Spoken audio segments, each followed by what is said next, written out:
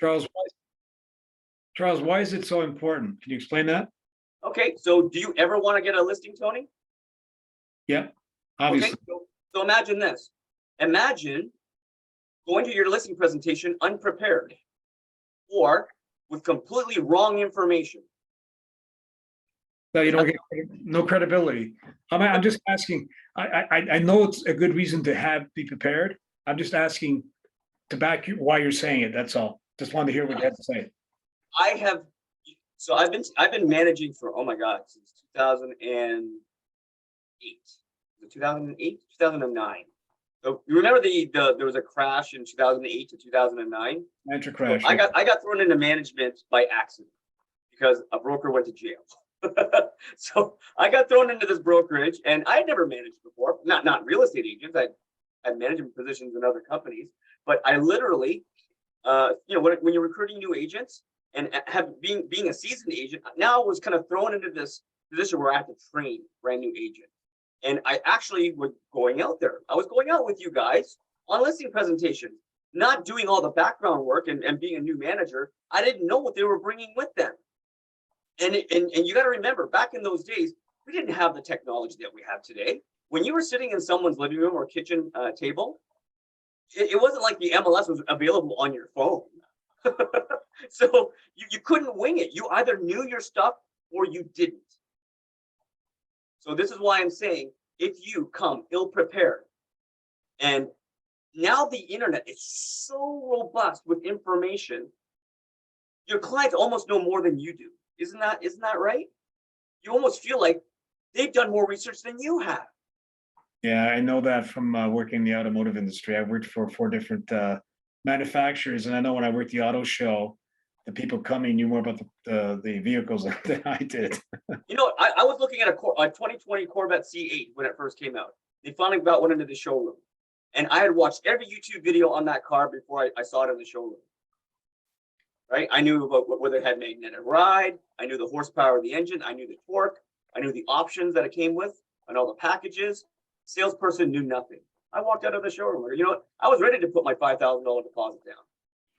Well, that's the embarrassing part. You don't want to be looking stupid. If you don't have an answer, don't know the answer, it's best just to say, "Listen, I'll look up and get back to you." Than try to lie or lie your way out of it, I guess.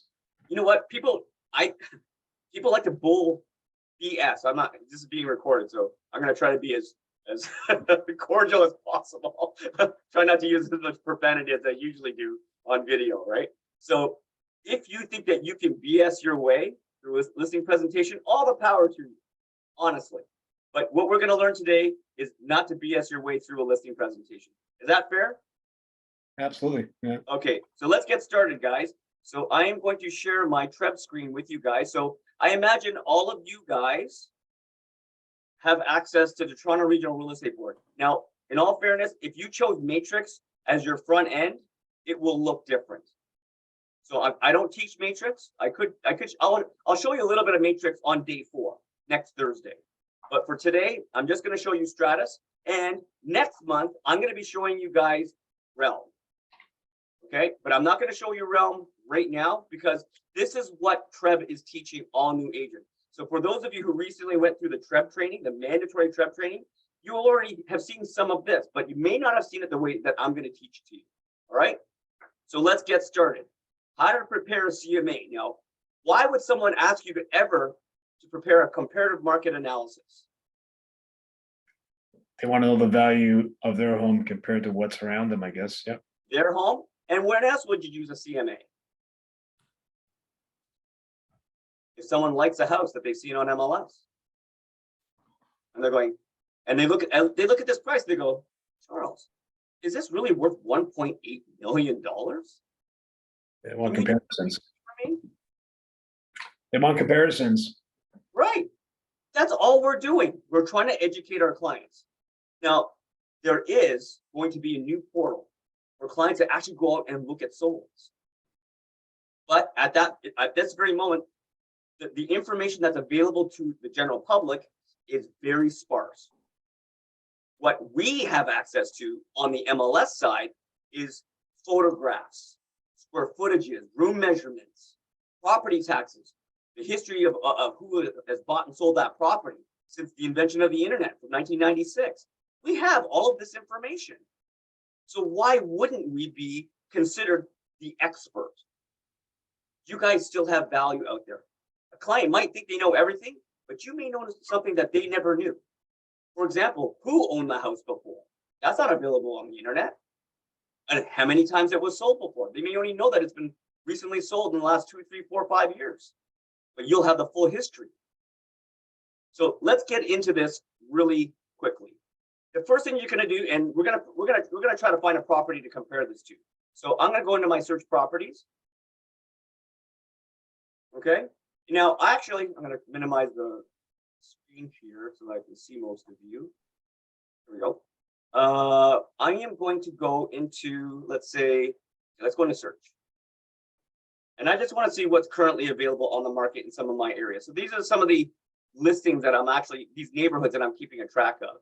Now, I used to live in the beaches. Okay, so that's EO2. So I'm actually going to go in here. There's been 4 updates in EO2, which is Toronto, EO2, which is the beach community. So I've set up this predetermined search, this quick link. So I can see that there's been updates on 4 properties in the beaches. Looks like 266 Glenn Manor Drive recently got terminated. That just happened today. But there are 3 here, and there are other modifications that have occurred on these properties. Let's look at this one, 761,000, just sold, right? 3012 Queen, hey, that just sold for 1.4. Look at this one, multiple offer, it looks like, 1,425,000, incredible. 41 crossovers, 1599 went for 1535. It went below asking. Pretty cool, eh? Okay, let's look at 266 Glen Manor. Because I am an expert in the beaches because I used to live there. This seller just terminated this listing. I don't know what their thoughts were, but you know what? Let's say this person has fired their agent. So they fired Paul Lapis. Okay. Here's the situation. They call you and say, you know what? I've terminated the listing with my previous agent. I want you to do your job. I want you to give me what your thoughts are as to what my house is worth. Okay, no problem. How do we do that? How do we tackle this as a brand new agent? Well, let's take a look at some of these photos first of all. So we've seen that it's been listed on the MLS before. That's really handy. And we can see that it's a detached, okay? It's not a link, it's a 2-story home. Now, it was on the market for 9 days. That's not very long. I wonder why they terminated this. Okay, let's go look through some of these photos. Very nice photos. It's got the old gumwood. Okay, so this is a very traditional, they're emphasizing the classic style of this home. Look at the archways in this property. Oh, it's got wallpaper. And this thing on the wall here, this looks like, let's go to this photo specifically. Where is it here? So this looks like it's radiant heating. Okay, any question? Does anybody not know what radiant heating is? Right? So water goes through these pipes and that's what heats the house. Okay, so we know that this house is very traditional. And some people like that. Look at the stucco ceiling fan, wallpaper. Looks like they put in a gas insert in this fireplace. Yeah. Charles, could you please tell me more about the radiant heating? I'm so sorry, I am not much aware of that. What, you don't know radiant heating? Yeah. Okay, so this is a very old home, obviously. You'll never see a new home with this kind of heating. And this is called a heat register right beneath this statue. What happens is in the basement or somewhere in the house is a hot water tank. And then the furnace boils the water and heats the water. And a pump pumps that hot water all throughout the house. So these are pipes. Okay? So is it really effective? They are emitting heat. And because they're in this accordion fashion, you expect the cold air is going to come down off of these windows. This bay window, you're going to see cold air come off the window and it's supposed to drip. They put a little shelf on here. It makes it a little bit less efficient. But what it's supposed to do, it's supposed to take cold air that falls. It's supposed to get heated by these coils and then the heat will rise and heat the room. Does that make sense? Yeah, got it. Great. Thanks. So I don't know if you would have that from where you came from, but we have that here because we have very long winters here in Toronto. We can see some more detail. There's some crown molding, some French doors. These are double French doors. This looks like a family room. Okay. I'm just educating me on this house, right? Nice traditional crystal chandelier. We've got some traditional hardwood floors, stained glass windows. This is a little bit more modern. They put some nice modern shutters in this room. They squared off. This might not be an original wall to separate the breakfast area from the dining area. Looks like they've created some kind of wall for some division in the space. And there's some modern tiles in this kitchen. The kitchen is not the original kitchen. We've got stainless steel appliances, maybe a granite countertop. The sink is right against the window. Okay. So as you can see, I'm explaining to you guys, there's a built-in microwave hood range right above the stove. I'm explaining to you guys what I see as a real estate agent. There's a separate entrance coming from the kitchen. That's probably on the back of the house. Okay, more stained glass. That's the master. It's beautiful. It's got some traditional curtains and rods. Okay, missionary bed. You know, looks like they smoothed out the ceilings on the second floor. Okay, this is I don't know if this corner shaped closet was originally there. There are a lot of older homes that didn't come with closets because they people in the olden days used to buy armoires. Looks like they've updated the bathroom. Now this looks like a cheap melamine countertop. It doesn't look like marble or anything special to me, just by the shape of the bullnosing here. Okay. And this is the basement, finished basement. Wonderful, right? Then they put, you know, Sisal or Berber carpeting down, probably for warmth. Okay. And you know, it looks like there's a bathroom back here. Okay. And I'm looking at some built-in shelving. This grate here might be because there is a heat register in here, right? To allow the radiator to work. This is an electric baseboard heater, just so you know. So as for supplemental heat in a basement, you will see this a lot. So this is probably powered by the electrical panel, and that's going to provide heat for this particular bedroom, which is also doubling as someone's office or den. And got nice recessed pot lighting. I think the ceiling height's a little bit short just by looking at this photo. Okay. Oh, it's got a radiator over here. So yeah, it's got a but that's a very small radiator. So I understand why they probably need the supplemental heating from the electricity system. Okay, there's the bathroom. Now it looks like a two-piece. I don't see the third piece, but we were going to confirm that. Oh, look at this. Now, for those of you who are not from the beach area, the beach is very hilly. So you can see that the backyard backs into a hill. So there's going to be some other things to be considering here because, you know, whenever it rains, all that rain comes down and it's probably settling underneath this deck that they've elevated the backyard with. Okay, they've got this retractable awning. That's really, really beautiful. But you know what? I think this is a very picturesque home. I understand why they think they're going to get top dollar for this home. So you can see the home down there, and this is some kind of landing that walks down to the house itself. Okay, so what's this arrow for? Oh, that's the house.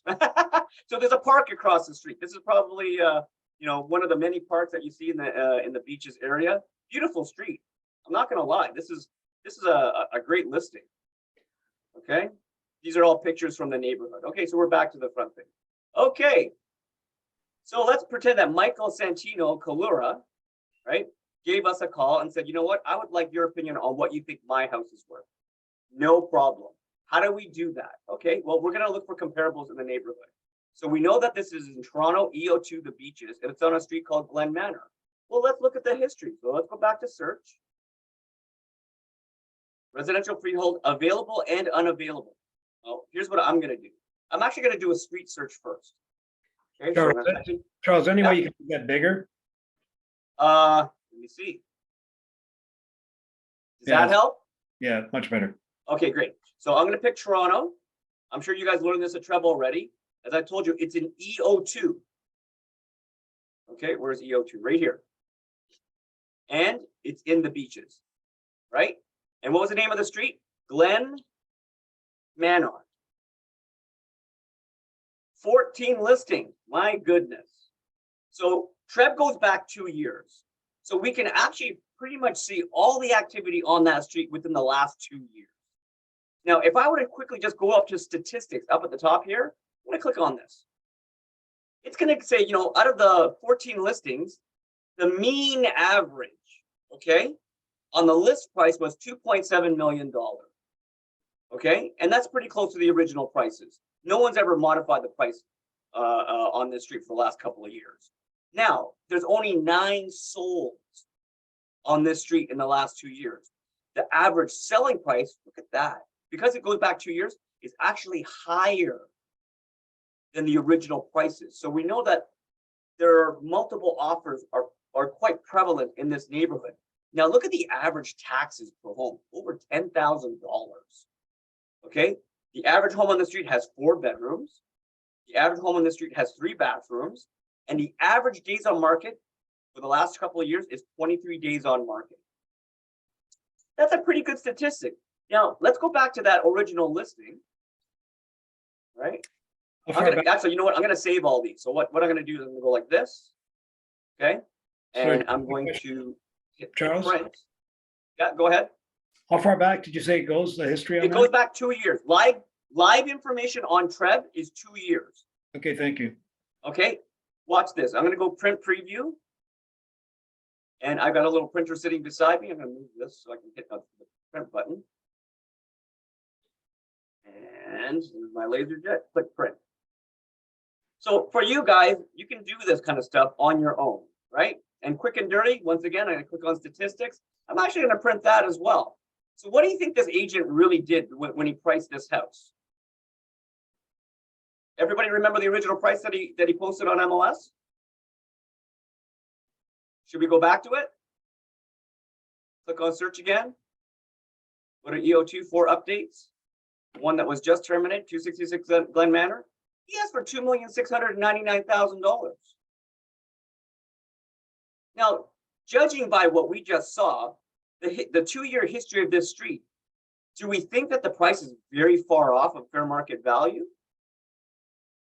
Yeah. Do you guys respect the price?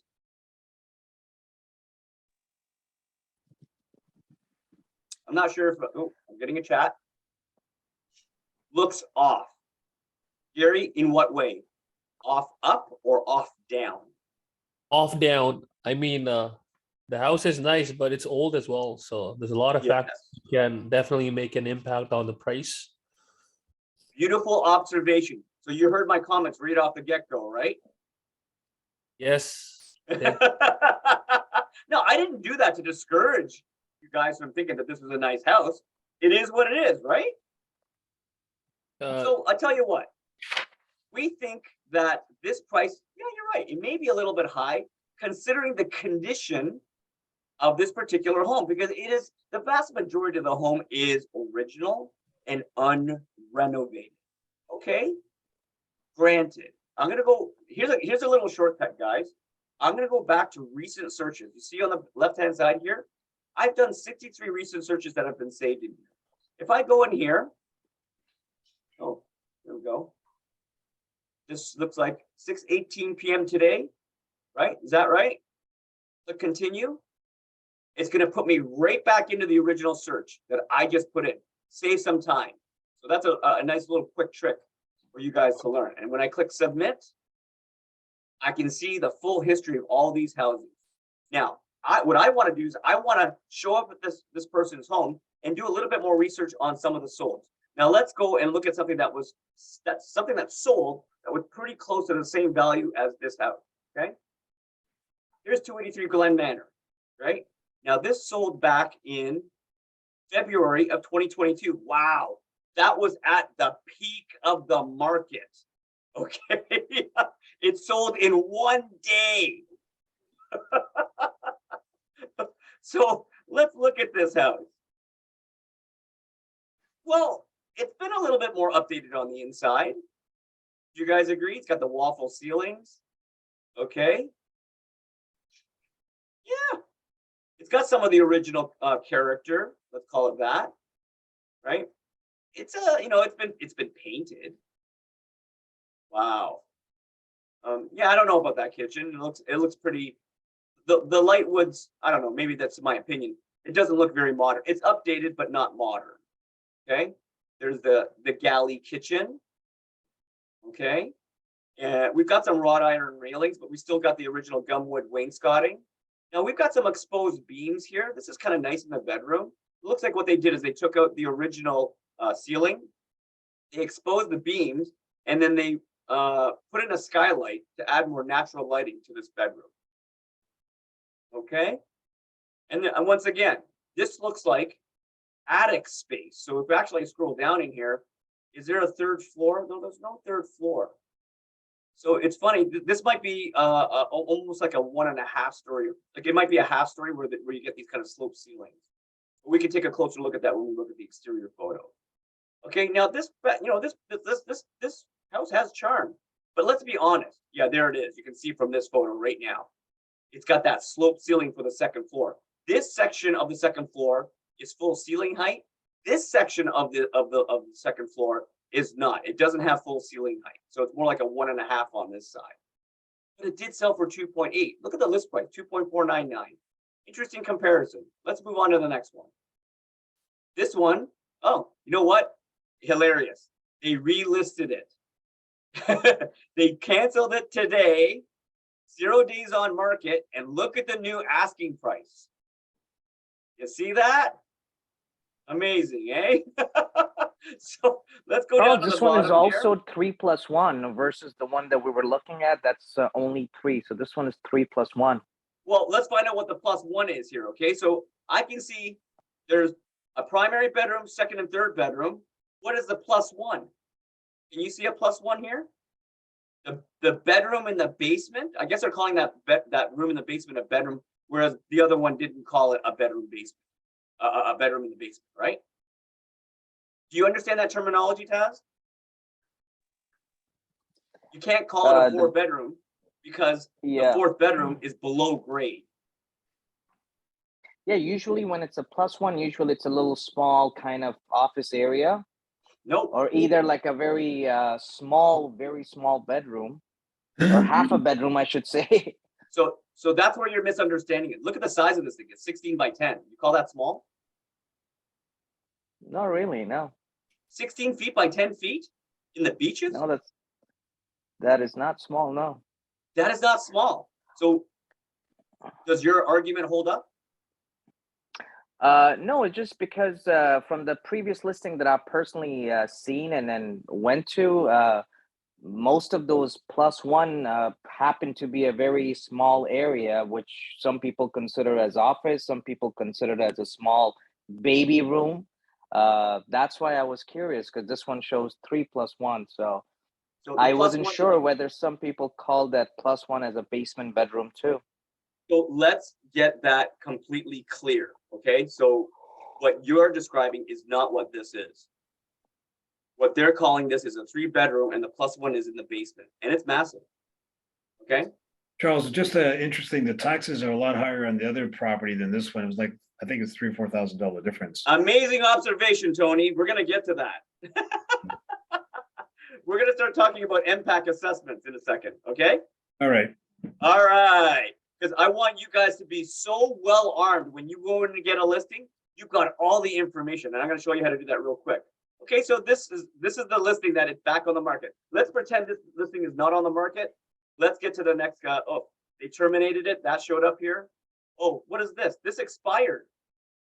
But look at it. It's got 2 street addresses. What is this? It's got 4 kitchens with a +2. This is not a comparable property. Would you consider this a comparable property for what we're selling? Yeah. Not at all. Okay, so we're not even going to select that. So here, I'm going to go back. This original house here is a comparable. So I'm going to select it. Actually, I'm going to go in the reverse direction now. This house, right, sold for $2.2 million. Asked for 2.1. Okay, what happened here? When did it sell? Oh, this is back in 2021. Okay, so this is further back. But can we use it as comparable? Yes or no?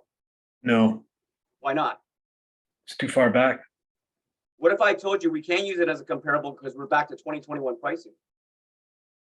No, that's a good point. I'm going to show you that in a minute. So I'm going to put a little check mark right here. That's number 8. Okay, next, 283 Glenn Manor sold for 2.4 million. When did it sell? September of 2020. Rated the, just as things were opening back up again during the pandemic in the early stages. Is this price usable or not? somewhat. It's not a strong comparable because it seems to be, almost 2 years out of date. But you know what? I'm going to select it because more information is better than less. 272 Glenn Manor. When did this sell? 2.3 million. 2021. Once again, like I said, September of 2021, we have lost 1 year of real estate values. And this is why I'm going to give you guys in today's market permission to use 2021 data. Okay, so 2,330,000. Once again, well, this is a 4-bedroom. It's only got 2 washrooms, right? It's got a finished basement. It lacks the +1, but maybe you don't need it because it's a 4-bedroom, right? So I'm going to put a little check mark right here. Okay, this has been edited after it was sold. I'm not exactly sure why. 2.165, it sold in October of 2020. Yeah, you know what? I know Robert Gruber, Karen Millar. I know them both. So these properties, I'm just going to throw them in the comparable because I figure more information is better than less information. Okay, here's another one on Glenn Manor. This was actually terminated. I am going to use this purely because I wanted to show up under the terminated section. Okay, because it was unavailable and it was contracted in April of 2021. It is a 3+1, similar to the property that we're describing. But if I were to actually skip through these photos, it's actually much closer to the water than the other properties. You can see the satellite photo, this drone photo. Okay, there's a laneway that's probably some kind of mutual drive. The basement has an apartment. Look at that. So there are actually 2 kitchens. So that's a consideration. The second kitchen must cost a little bit more money. It's also in original condition. It's got the original gumwood, right? It's got the traditional wood burning fireplace. Look at that. Okay, but you know what? You can start seeing some of the age similarities. Galley Kitchen. Okay, but it's been updated, right? So I don't want to spend too much time on it because you can literally spend hours just perusing some of these comparables. I'm gonna choose this as a comparable. Okay, and this sold in 2021 of June. Okay, so that is a $2 million listing. It has a basement apartment. It is a 3+1. Let's put a check mark in there. Okay, this was terminated because it's already been listed and sold. I'm not going to bother with this terminated. Okay, and here's a tiny little house. Now, this thing's only a 2-bedroom with 1 bathroom. It is a detached. It's a bungalow. Now the lot's a little bit small, 34 by 95. Look at the square footage. These guys are brave. They actually put the square footage right in here, the square footage range. But you know what? Let's look at the photos. Here's where your client's probably going to get a little pissed off. If you start comparing their giant home to this little doodad, they're probably not going to be very happy. Will you agree? Yeah. Yeah. Okay. So here's what I'm not going to do. I'm not going to select this one. Okay, let's go back to the list. So I selected all these in this range. This one, I'm not going to select because that's the house we're comparing it to, and it terminated. There is another expired, which is the 43 to 45.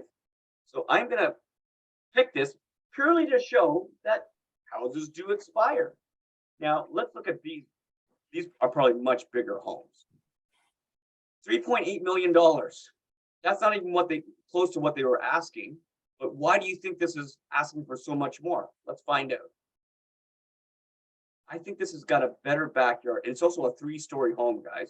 Look, this is an addition. And additions cost a lot of money. There's a lot of value to additions on these houses. That's a sunroom of some sort. And look at the interior. Look at the wide plank floors. That's not original.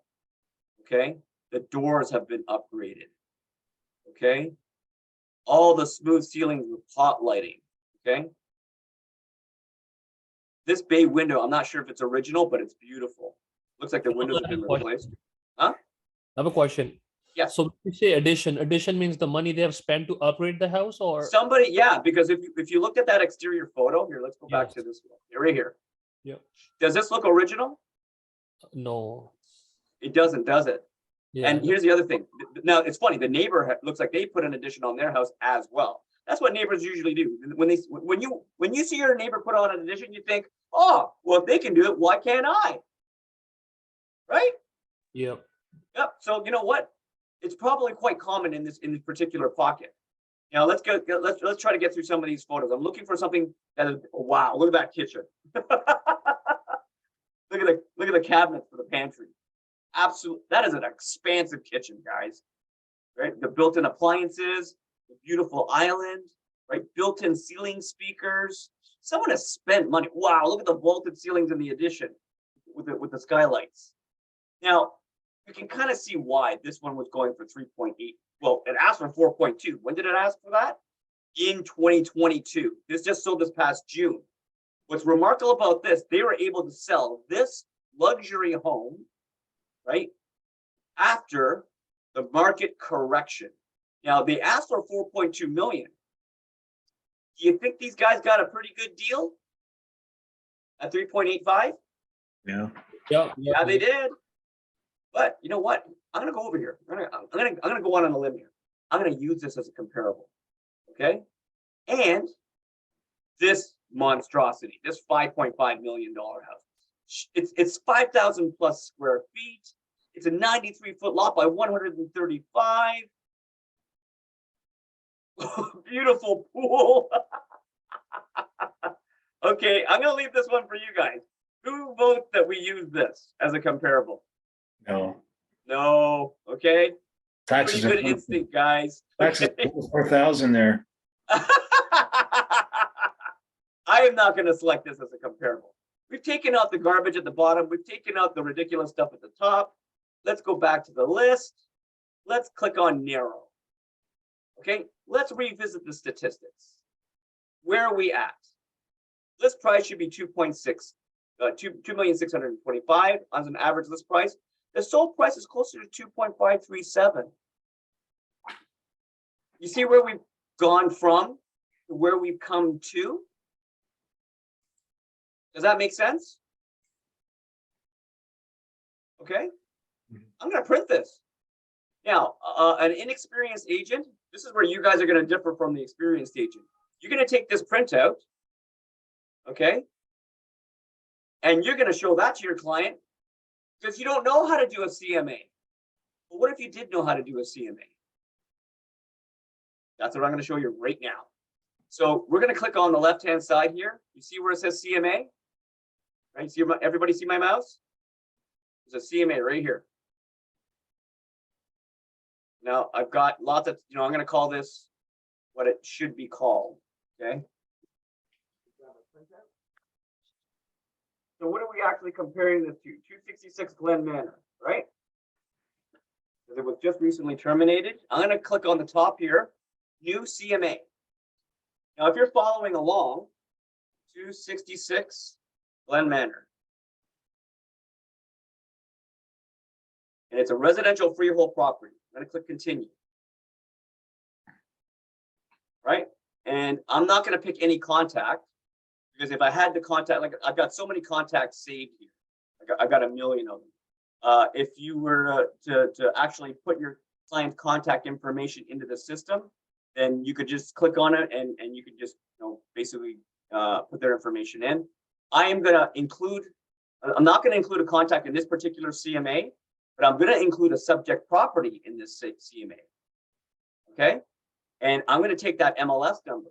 Now, when I went back, if I go back to the original list, I'm actually going to minimize this a little bit so I can see top. Go back here and click on search properties. I'm actually going to go search properties. These are the searches. There it is. That's right. Submit. So this is 266 Glenn Manor, the terminated listing. I'm actually going to go in here and you see this MLS number right beneath the picture? I'm going to highlight it and I'm going to copy it. I'm going to go into the other window and I'm going to paste it. Here's a little trick, guys. Once I paste it, you see the use button doesn't pop up. I'm just going to hit the space bar. And now I can use this MLS. It's taken all that information from the previous MLS. Pretty cool, eh? And it's populated it right into, so I don't have to take all this time to put all this stuff up. But look what it also populated. It took the previous price as the suggested price. Now, after doing all this research and as an educated real estate agent and understanding what's happening in the market, I'm actually going to go back into the original statistic that I just printed. And what did we say the average price was after we filtered out the crap? What, 2.6 million, right? So I'm going to modify this. I'm going to say, I'm going to recommend a price of 2 million, right? 599,000. And let's give them a range, because sometimes people get a little sensitive, right? And I'm going to say, you know what? Maybe we can get 2.61. We're not going to change the property taxes. We're not going to change the property tax year. And look, all the previous photos have propagated right into your CMA without doing anything. Now, my title, all my contact information is already pre-filled out. Now, when you guys went to your TREB training, I would hope that you have set up your profiles, because it's going to show up right here. If I was cooperating with another agent, which I sometimes do, all the agents that are in my company, right? I can take their information, right? We've got 800 agents in here, and I can put their information in here. Look, Tina Zamiri is actually one of my agents, and I'm going to take her information, Tina, and I'm going to use it. So Tina's. Just a quick question, if I can. Yep. You said you populated it based on the previous listing. Yes. Why wouldn't you use the current listing to populate it? No, but I'm going to pretend that there's no current listing. Remember, I said, let's pretend they didn't relist it. Let's say they're approaching us saying, you know what? I fired my previous agent. I want you to list my house. Oh, I got you. Okay. Sorry, I missed that. Yeah. Okay. So we are the new, we are potentially the new listing agent, which is why we're doing this exercise, correct? Otherwise, you would have used the current listing, right? Well, no, if it's currently listed, how can we provide them a seat? No one was gonna, yeah, you know what? If someone called you and said, you know what, I'm currently listed with this agent, Oh, you can you can't tell do me it. if this guy's done his homework or not? Yeah. No, I hear you. Okay. You hear me? Okay.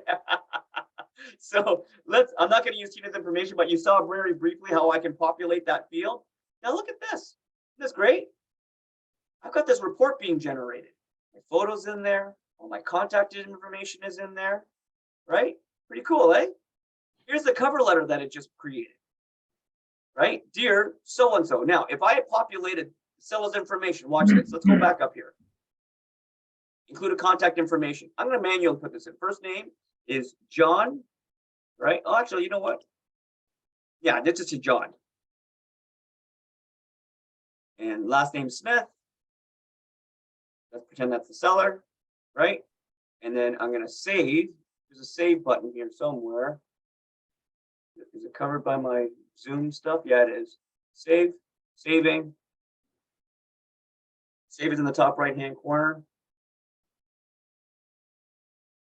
Let me know if you guys are having any internet issues today, because I am working off of Wi-Fi. I'm not hardwired at this computer. Taking a while to save.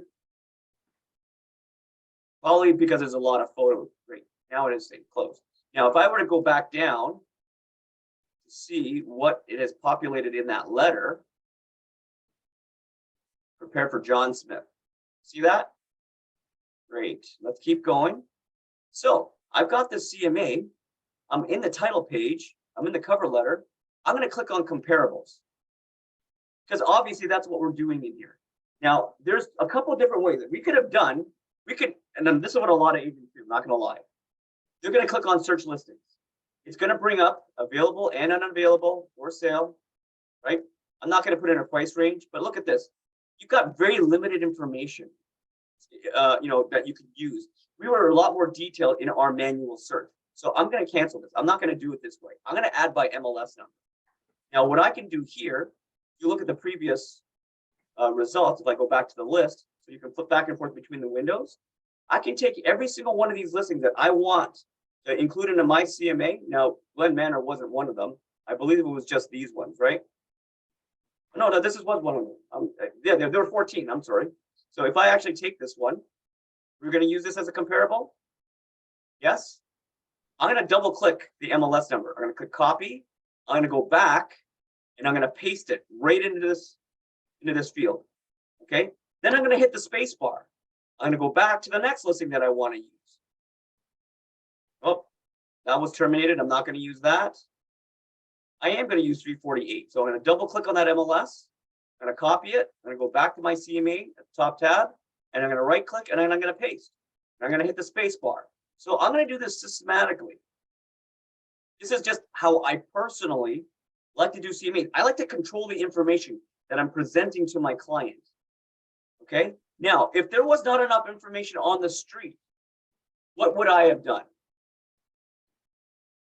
I would have picked all the neighboring streets to do a search on until I had enough information to give my client an accurate assessment as to, what their property might be worth. Okay, I'm going to take that, I'm going to paste, right?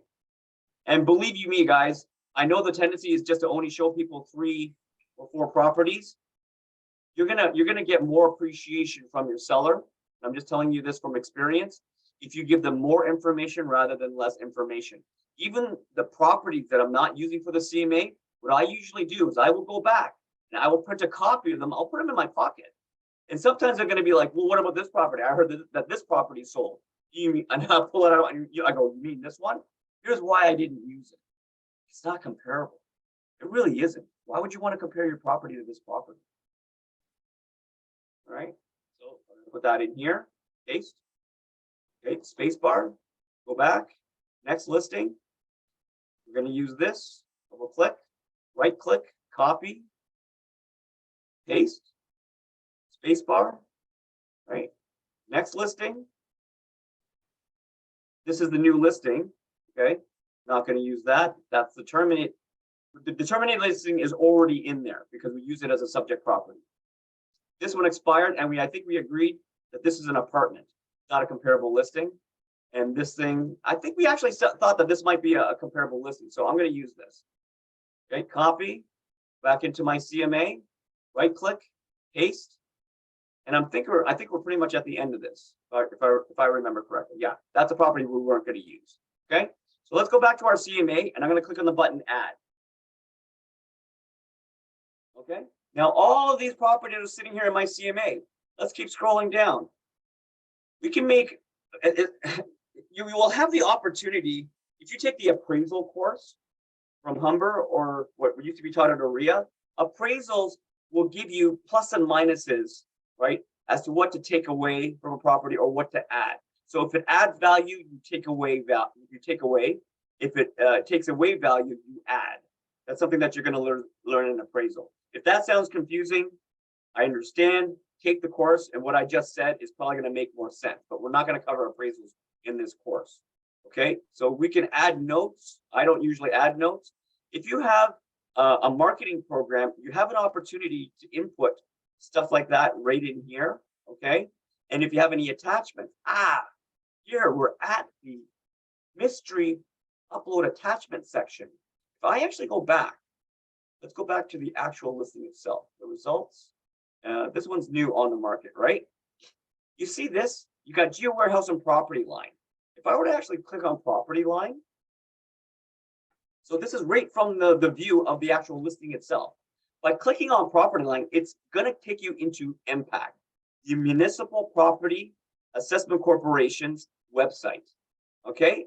Now, I like everything. I hate demographics. And I'm going to click on a report here. Okay? If I create a report from this particular listing, look what pops up. So I've got my profile set up. Okay, here's the property. Here's the roll number. The legal, look at the size of this legal description. Massive. Okay. It was built in 1931, right? 42, right? Feet, 101 feet deep, right? The last sale amount is not here. The assessment value as of 2016 was about 1.481 million. Now, what is an assessment value? I'm going to be teaching you guys how to take these assessment values from impact, multiply them by the mill rate to determine property taxes. That's at a later time. We're not going to do that right now. You can see how this property has fluctuated in assessment values over the years. Looks like there's been about a 40 or 50% increase in value from 2016 to 2022. Here we can see all that. We can see a map. We can see the information that the Municipal Property Assessment Corporation has in order to make this assessment. There's the map. Okay. Now look at this in the corner here. I'm just going to move my window just up a little bit. There's a little button right here that says download. I'm going to download this. Now let's see. Yep. File, save as. I'm going to put it right to my desktop. I think with all the stuff that I have open right now, my computer's just a little bit slow. Come on.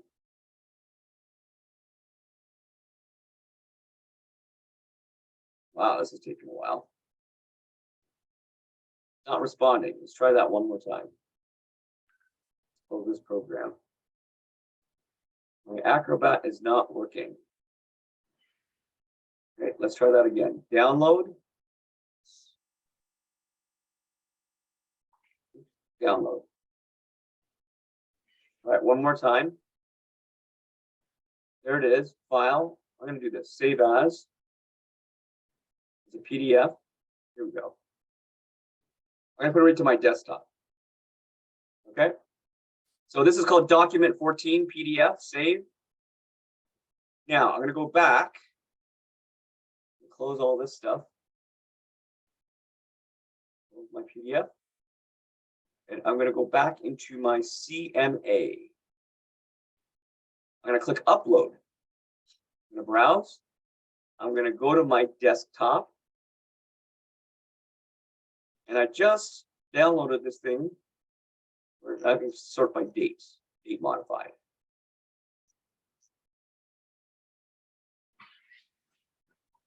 Anybody see it?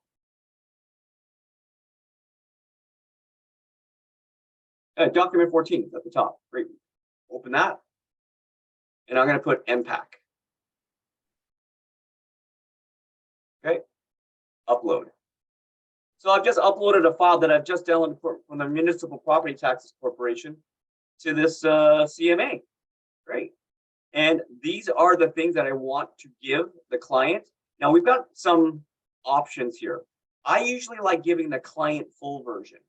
I don't like giving the client thumbnail because I find the client thumbnail, it's too brief. And the other thing that I don't pick is the photo gallery. Okay. I don't want the flyer, but I do want the roadmap. I, of course, want the market statistics report. The days on market is going to be very key for me. And look, that attachment is showing up right here. Okay. I'm going to save this.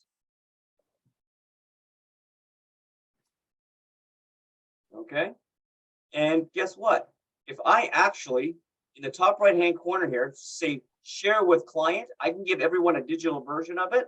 But if I actually click on print, the entire CMA, and I'm going to click on print preview so you guys on Zoom can see this, there it is in its royalty. So we've the company's uploaded our logo to Trev. So that's what's going to show up at the top here, right? If you would put the client's information, that will appear here. All of your profile information will appear on the bottom here. Okay, there's the nice letter. Okay, now you have the opportunity of changing what's in this letter. Okay, table of contents. Okay, here's the suggested price. Here are the property taxes. Here's all the details of the room that was beautifully populated. Now, let's say this property has never been on MLS before. Yes, you have to manually type all this information in. I'm sorry, but you do. Okay, it's time consuming, I know, but you know, for the purpose of training, I am just going to show you guys how to extract the information and populate it into the CMA. Okay, here's the subject property from all the previous photos. Now, I actually just recently did a CMA for a client who bought their property 14 years ago. Did I use the photos from 14 years ago? You bet I did. They almost forgot what it looked like when they first bought the property. So it was going down memory road, going, oh my gosh, I remember when the property looked like this. Look at the colors. Look at the kitchen. It doesn't look like that anymore. You let your clients reminisce. Okay. So of course we want all the subject photos, right? Give it to them. Okay. This nicely takes your subject property right here. Okay. And it side by side, just a comparison with everything that you picked to compare this property to. Let's go. 3 + 1, 3 + 1, 3 + 1. Ooh, this is a 4. That's a 3. Okay, and we can see by all the, look at the property taxes. This one's lower, this one's lower, this one's lower, this one's higher. Okay. We're just going across and we're gonna finish it off. Right, here's another one. This is a 3 + 1, 3, 3, and there's a 4. Okay, the most powerful graph is coming up. Now, you guys, this might look familiar. This looks very similar to just printing it from the MLS. And we got all the results. Now, guys, if I'm going too fast, let me know, right? I'm just trying to share through this information as quickly as possible because I have a 20-minute video that I need to show you guys at the very end. Okay, recently sold, you have all the information. Now, I chose the client version. The client version does not show private information to a client. Okay, that's why I choose the client version. But look, it's got virtually all the same information that people are going to have. Okay, it's all here. It's all here, right? So we're printing a lot of pages, aren't we? Right? And then we're going to get through all of these. And look, it even maps out all the properties. The very first property on this list is south of Queen Street. But you know what? Is that a bad thing? Probably not. Okay, saying, look, you know what? I'll tell you from the beaches, because I used to live right over here. Where is it here? That's Kew Gardens. Actually, I used to live over here in Woodbine Park. But this, I can tell you, if you live south of Queen Street, the values are significantly different than the ones that are north of Queen Street. But you know what? For the sake of argument, we included, right, one that was south of Queen Street. Let's keep going. There's the list again. This is what I'm trying to illustrate here. Okay, and then something's wrong here. This You put the wrong range there. I think you went to 22.5.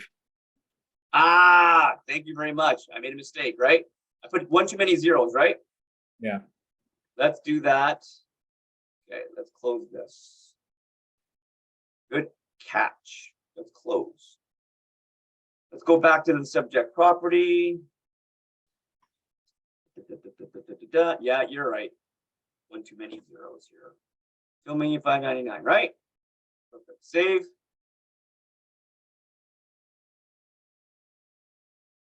Close. Okay. And we want to go back into print. Saving.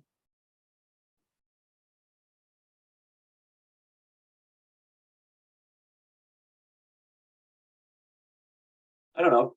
$22 million properties are quite interesting. Wouldn't you agree? Wow, this is taking a while. It's still saving. Wow. I think it's saving. It's taking a while because look at the size of these photos. Yeah. And they're probably not scaled down. By the way, did anybody attend the ad edit seminar yesterday that Trev held on the new ad edit for Realm? No. No? Right. Not yet. Alex actually makes a point. Other house had forced air and air conditioning. So Alex, you're right. These older homes, some owners had spent tens of thousands, if not almost $100,000 retrofitting over the years. So you can appreciate that. Who doesn't want to have forced air conditioning in a house? I'm totally with you on that. Wow, it's still saving. What is going on here?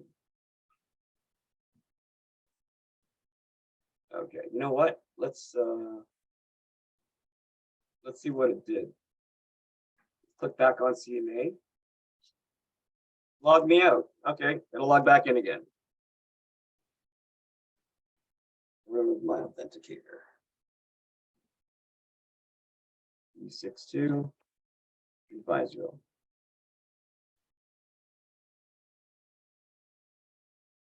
And anyways. Okay, so we're in 266 Glenn Manor. Click. Okay, let's see what it saves. So if I click on print and print preview, let's see what the graph says. Down. Oop. Blew right by it. It's still doing the same thing, isn't it? Let's go back, close. Let's see what the price We can put it in here. Oops. Yeah, that extra 0 is still there. Now let's click save. Save. Okay, so now we'll go to print preview. Let's go back to that report.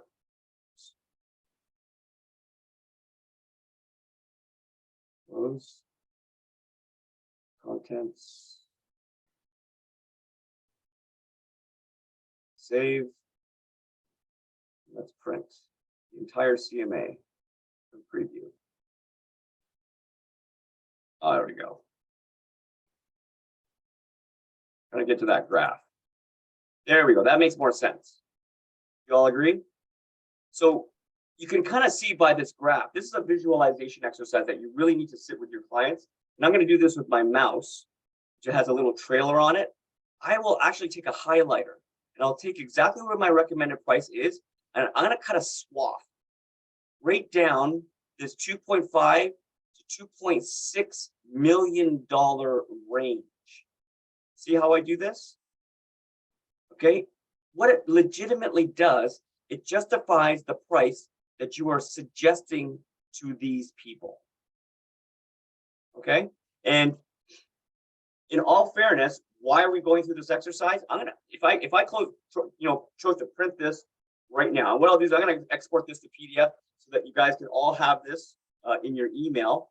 I want you guys to actually physically go out there with this, because here's the next step. You've done all your research now. You're all ready. Go out and meet your client. It is time to actually talk about what you're going to send them. Now, agree or disagree with me, this is the Mike Ferry system. And you guys can write this down. I'm going to close this. And I'm going to close the window as well. Stop sharing. You guys can often look more professional. And I want you to write this down by providing the following before you even show up at your client's home, your prospective client's home. This is called a pre-listing presentation. Now, what I do is, I love the invention of Uber. I used to use cabs. Cabs were so expensive. I used to shove a package that was so busy into a cab, and I used to pay the cab driver in advance saying, can you go deliver this to this address? Now, if they have one of those storm doors or screen doors, can you just slide this package in between the screen door and the front door? If they have a mailbox, you jam it in the mailbox. If not, I'll take a plastic bag and maybe I'll hang it on the doorknob. But here are the contents of that pre-listing package. You ready? Number one, the CMA, what we just designed. You're going to give this to your client before you show up. Sounds kind of weird, eh? Why would you do that? Because you want them to read it. The longer you spend in a listing presentation, the longer the chance, the higher the chance that you're not going to get the listing. Sounds kind of weird. It's foreign to a lot of new agents going, what do you mean? I just spent 2.5 hours building rapport. That's not what we do. We don't build rapport. What we do is we go out and we do what we're hired to do, and that's to sell real estate. So number two, what else do you put in that package? A listing agreement. That's the next thing I'm going to show you. Does everybody here know how to use web forms? Yes? Okay. So we're going to do that really quickly together. Go back into Chrome. I'm going to go back into Treb. Oh, let me share this while I'm, sorry about that. I'm going to go back up here, share screen, back into Treb, share. All right. So web forms is right here. Now, I'm not sure if you guys have taken any kind of web forms training. I will email you a link, right, on my full web forms authenticizing training video that's on YouTube, in addition to this video that I'm recording for you today. Okay. Now, I have transaction templates. If I go over here, which is the cog, actually expand this. Where is it here? This is called setup. And transaction templates are sitting right here. What I've gone out and done is I created transaction templates on all of my transactions. This is a residential freehold sale. So I'm gonna look for residential, where's it, freehold listing. I'm gonna click on this and look at the forms that are in here. Form 200, Form 290, Form 810, right? Form 630. Now, Form 630, I've got two versions of it. I've got the Toronto and Ontario version. Why? Because more than likely they're going to be two sellers. That's the average. Okay. So what I did at the time, because you can't put the same form in twice into a transaction template, what I did is I took the Toronto version and the Ontario version, which are identical, and I put them into the same transaction kit. So you're going to take all of these forms and you're going to fill them out. Here we go. You're going to put in Remax West.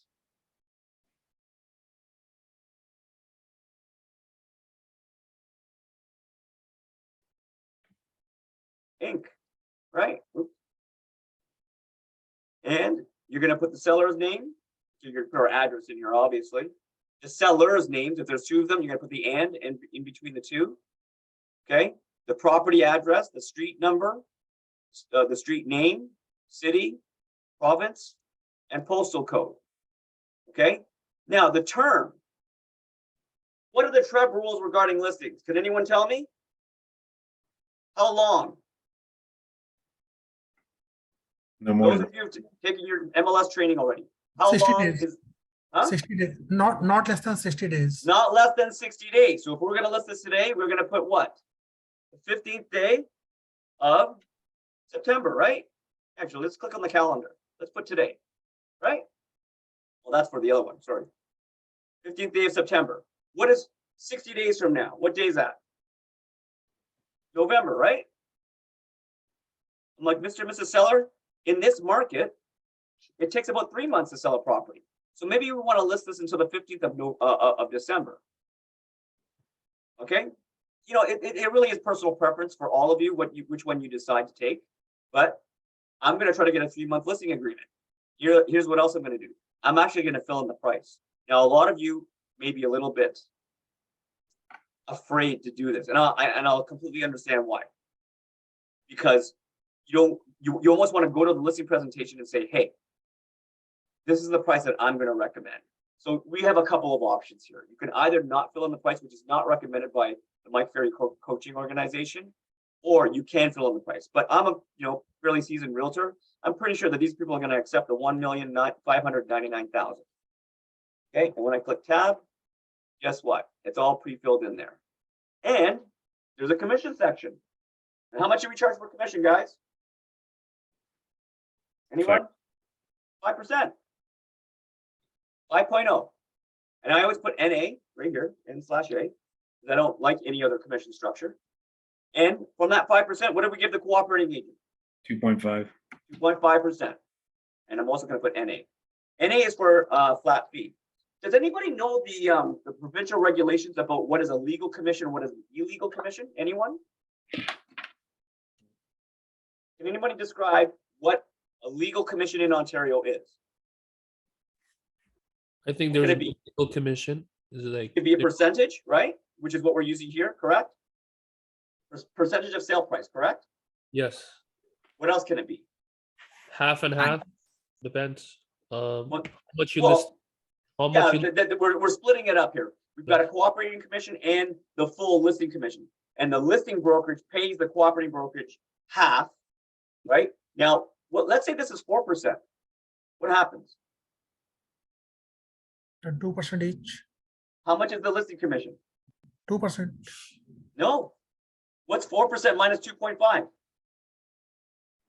Oh, okay. 1.5%, right? Mhm. You just reduced your commission by 1%. But are you going to reduce the cooperating commission? I wouldn't do with that. You won't, you So won't, you see what I'm talking about now, right? But What? does commission discounting exist? Yes or no? yes, Yes, it does. Do we endorse it? no. No, because we're going to be following up this with some objection handling.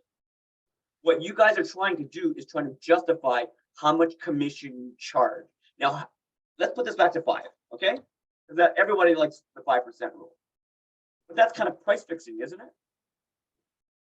Everyone charges 5%, right? Is that what we all do in real estate?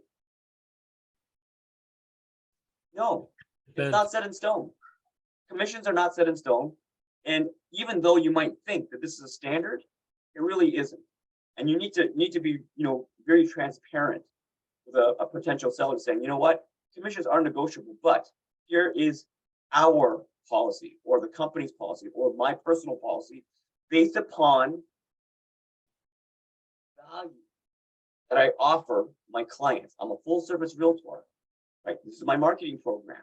This is how much money I have to spend. Because not all real estate agents are created equal. Okay, if you would like to buy into my marketing campaign, then you will agree to the commission that I need to make in order to get your home sold. Now, there's something called a holdover period here. Was that explained to you guys in the college? Mhm. Yep. So who would like to explain to me what a holdover period is? And once it expires, you have still 60 days if the same property were to sell with another agent to collect, I guess, part of that commission. That's right. Part of it or all of it? Part of it. Technically all of it. What are the exceptions? What if they list with another real estate agent? What happens to your holdover? Then you just get the difference of, If there is a difference, yes, you if want to there's, know why it's important to get as much, if you're the first listing agent on this. Now, we just saw that this particular property was listed by another agent and maybe they charge 5%, correct? And you said, you know what, don't list with that guy, list with me. I'm going to charge you 4%. What if somebody from that previous listing who saw the property with that agent comes and approaches you and says, you know what, I saw this property when it was listed with the other agent. Is there going to be a problem? Will there be a problem, yes or no? yeah, Why? because it's lower 4, so he has to give 1%. That's right. So during the holdover period, any client that was introduced to that property, right, prior to you taking the contract, if your commission is lower than the previous listing agreement, that brokerage can claim the difference. Yes, I hear crickets. You guys So- are, They can, correct. they can claim the 1% difference. that's right. Yeah, Because you induced the seller into listing with you. What about if it's 5%? you get Then there's nothing, nothing to claim. nothing, yes. You got it? So why is it so important to get the as much commission up front if you're the first guy in? Because anyone can come in after you and try to eat your lunch for a lower commission, right? After you've done all that work. So it is imperative that you guys understand that. Because it is the most disheartening thing as a new real estate agent to go out there and say, you know what, I had to offer a 1.5% commission to these people. And then the next agent came in and they offered the same, or if not higher, and then got it sold. And then you've got nothing. You've got nothing to claim. Okay, so how long of a period do you think is reasonable in today's 60, market to exercise a holdover? 60 days? 60 days is pretty reasonable. I'm going to go for 90. You know why? Because sometimes it takes people that long So, to be in it. You know what? Some people are looking for houses and they haven't sold their house. Would you actually buy a house in today's market without selling your own? no, No. So you're handcuffed until the buyer sells their property before they can buy yours. So you want that extra 30 days. So Charles, let me understand, the holdover period, right, is 90 days. So it expires now going into the holdover period. And he lists with another agent. Are you saying if that agent sells the property in that 90 days at 5%, the original agent gets nothing? That's right. yeah. Well, what's the purpose of the holdover period? In case, right, the person that you introduced it to they don't buy it, but it doesn't, some people just terminate listings or let them expire and they don't list with another agent. They just wanted to test the market. You heard about those scenarios? Yeah. But then that person comes back and they're not under contract with another agent. Oh, I see. It's protect in case they do it privately with the someone who was interested. Ah, see, that's called circumvention. Okay. Sometimes clients like to circumvent the listing. They wait for it to expire, and then they saw it when you had it listed, and then they go after it expired, and they go deal with the seller directly. Yeah, it's coming back to memory now. Okay. Yeah. Okay. I just want you guys to fill out the paperwork properly here. Okay. I don't want to get a call saying, okay, Charles, you know what? Here's my situation. Okay. We know where the initials go. This is such a simple document, right? Not a lot here, right? Now, has anybody heard of a collateral agreement on this call? Anybody know what that is? I have one. And it might be of significant interest to some of you here. So if I were to sell the property myself, right, will I reduce the total commission because I brought my own buyer? How do you document that? There's another document for that, for reduction of commission. It's a commission reduction provision, right? It's a revision, yes. What I do is I attach it. I'll attach it as Schedule A Yeah. to the listing agreement, and I'll share with you guys that clause. Okay, just a little bit later. But for now, let's pretend none of those provisions exist. We put in people's names. We, the broker, you're putting your name that you're going to declare that you have insurance, and the seller is going to sign off on this and acknowledge that they've received a copy. Very simple. Okay. If we go into the MLS data form, it was so funny. I was at the MLS, the future of MLS TREB broker of record and manager conference today, and there was a suggestion. Some people made a suggestion of taking an existing MLS agreement and being able to take all the information to create this MLS data sheet. It's actually quite brilliant, but it did not meet, how do you say, with a lot of enthusiasm from the board of directors. Imagine being able to just take any listing and just create this sheet. There is a lot of information here, guys. Okay, there's a ton of information here. So, you've got all the information that is relevant is outlined in pink. You're going to have to fill all that in. And I need you to do this before you actually go out and do a presentation with your prospective seller. Okay, fill it in as much as you can. The goal is to save time. You don't want to be embarrassed by sitting there filling in paperwork in front of them. A few missing pieces of information I can totally understand. But do you look professional if you just bring a blank agreement and start filling it out on site? Does that make any sense? Would you put yourself in that situation? No. So fill this in, guys. It goes into the pre-listing package. Any questions about this? No? Okay, you're all experts. Awesome. Charles, I have a question. So this one is, you take this at the time of listing presentation? Before or- you even get there. Yeah, okay. Okay. Now, 99% of agents don't do that. That's why the top 1% of real estate agents, right? Actually, let's call it this. The top 5% of real estate agents sell 95% of the listings. Why is that? What do the top 5% of real estate agents in TREB do that the other 95% don't? They take this information form with them. They work. They do their Yeah. homework. Due diligence, yes. Yeah. So sometimes people ask, why is that guy able to get so many listings and so quickly? If I have 5 listing appointments in one day, do you think I have time to build rapport 5 times a day at 2.5 hours each? You're mad. I'm going to go in there and in 20 minutes, I'm going to walk out with paperwork. Okay. You're going to include working with a realtor. Why is this form critical when you get a listing? Anybody want to tell me? Or even a buyer representation group? Does anybody know anything specific about this form? Yeah, this is all about explaining to the customer if he wants to be a customer or a client. Right. Do you know what they're going to rename customer? Sorry? So there's a new act out called the Trust in Real Estate Services Act.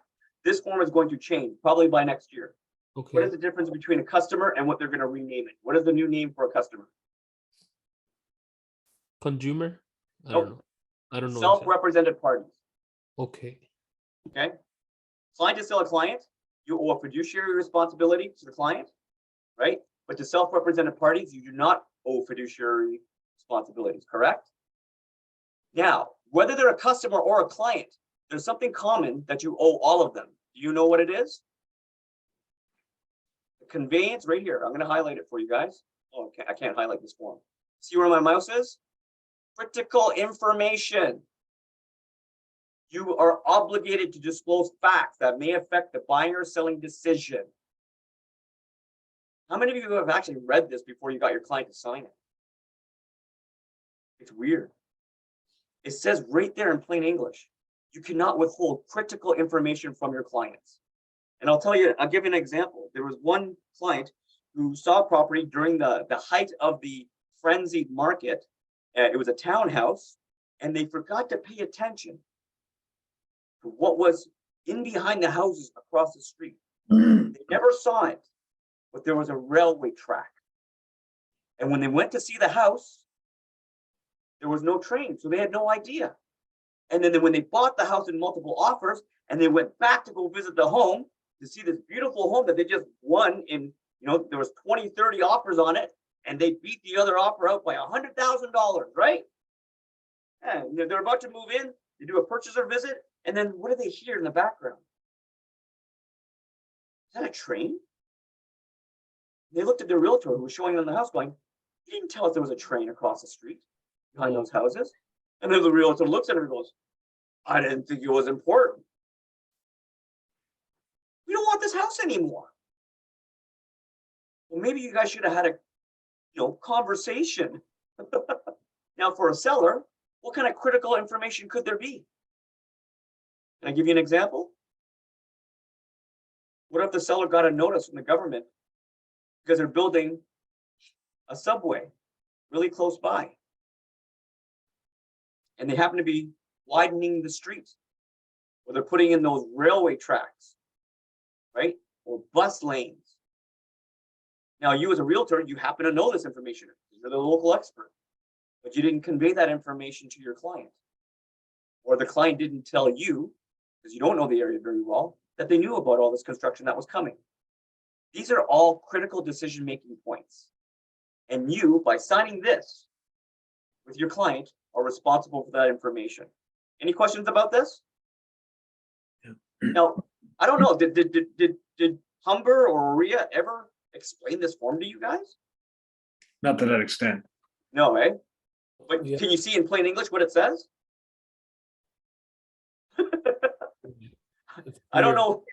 It's amazing, in my opinion, how many realtors don't even read the paperwork that they sign. So what about if you overlook some of the facts and maybe you didn't know, or you didn't, wasn't out there? That's why your errors, your insurance from RICO is called errors and omission. You either made a mistake or you forgot to mention something. Now you hope to God that the insurance policy covers you. I joke about this because I've been through so many of these cases. How do you get all this critical information? Just how do you research all that stuff? Well, there's a provision in the Real Estate and Business Broker Act, now called TRESA, that you must be trading, right, where you are knowledgeable. Do I need to say any more? This should scare you guys. It's meant to scare you guys. If you don't know anything about this area, I got it in Whitby, Ontario. People did not know the rules about garbage. Realtor failed to mention, right? There are specific garbage rules. In Wasaga Beach, how is water calculated? There's no water meters in half of the houses. They didn't know there was a flat fee. People bought a cottage they never used, and they had to pay a water bill. They couldn't understand why. They weren't local experts. Yeah. You see? There's so many things to know, guys. But you have to take the time to educate yourself if you're going to sell in that particular market. All right, let's move on to the next form. We are on the FinTrack. You guys got all your FinTrack training? What is FinTrack? It's about the deposit, which needs to be below 10,000 or something. If you make more than that, you have to inform the It's actually much more simpler than that. okay. This individual identification information record is a mandatory form. Simply this: know your client.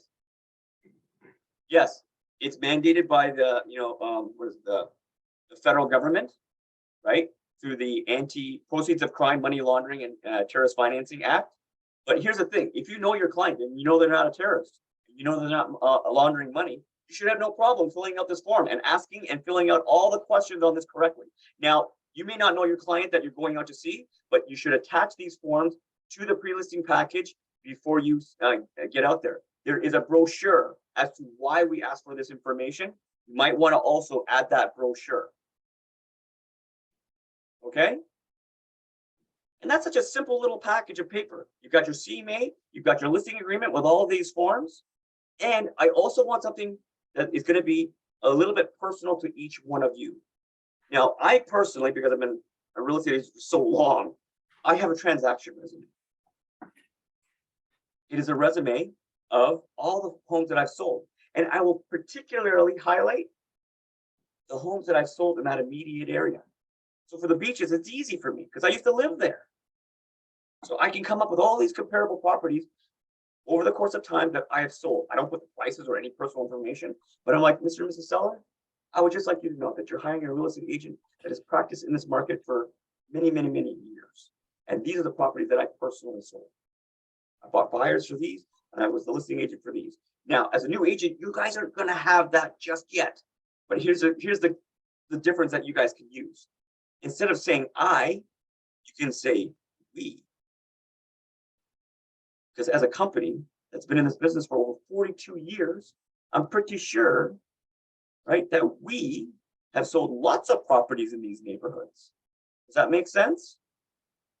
And that will be your transaction resume.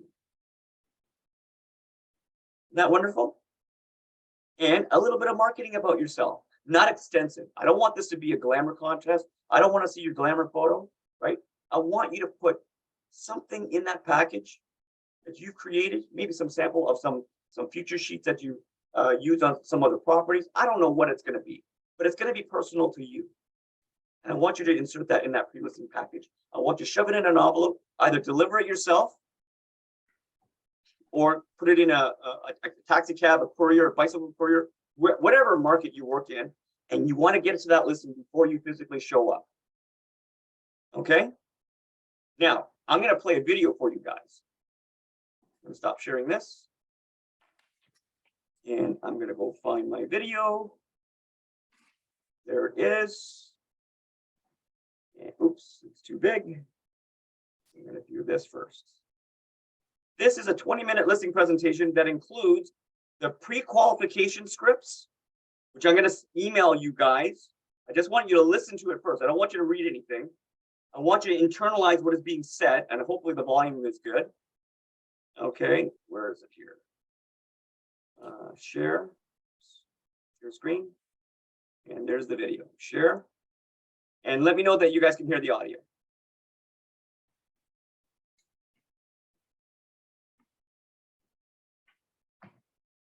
Can't hear it. Is it too low?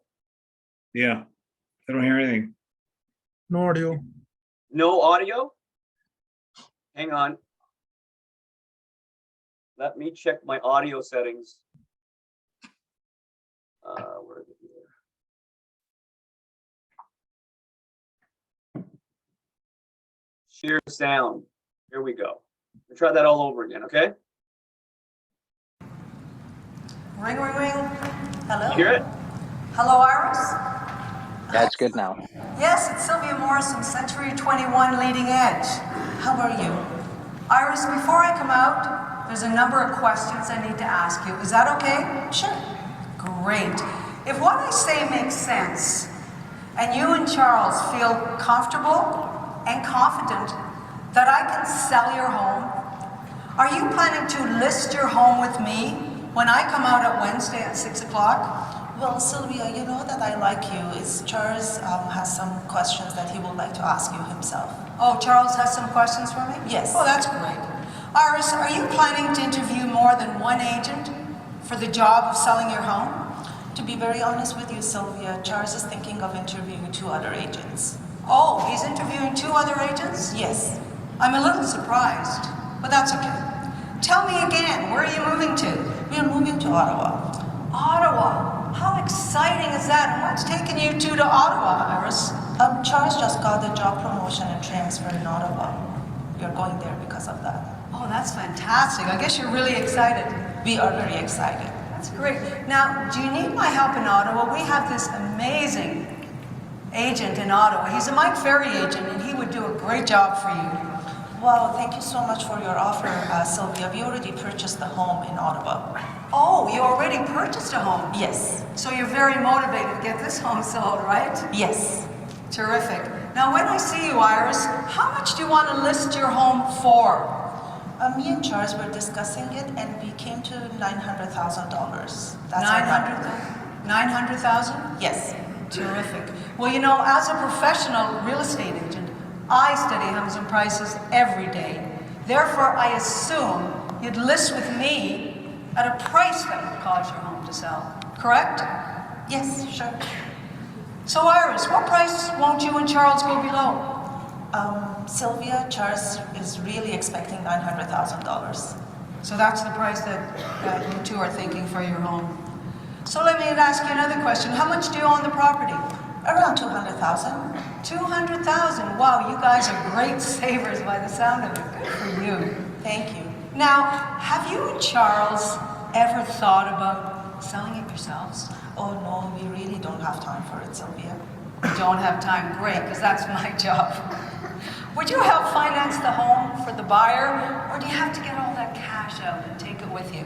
Oh yes, we need the cash to use it towards the purchase of our house. All right, Yeah. so you have to get all of Yes. that cash. Yes. And take it with you to Ottawa for your new home. Yes, exactly. Terrific, terrific. Would you describe your home for me? Sure. We actually live in a townhouse. It is 1,600 square feet, about 3 bedrooms, 3 bathrooms, and Charles did a great job finishing the basement. So it's a very, very nice house. You should see it. Oh, I can't wait. I'm very familiar with selling that type of home. Now, I'm going to be sending over a package. It should be in your doorstep by about noon today. Will you and Charles take a few moments and review it for me? Why do we need a package, Sylvia? Well, when we meet on Wednesday, I want to focus on your needs and not talk about myself. Okay? Okay. Great. Do you have any other questions before I come out?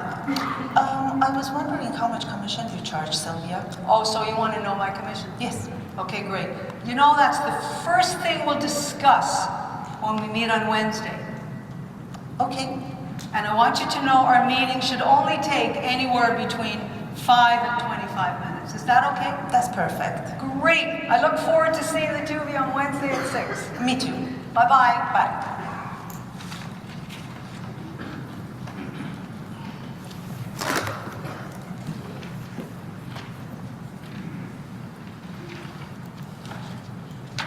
Hello, Charles. Hello, Iris. Nice to meet you, Sonia. So nice to meet you. Thanks for coming over. Oh, Sylvia. thanks for having me over. I'm so excited about getting your home on the market and getting it sold for you.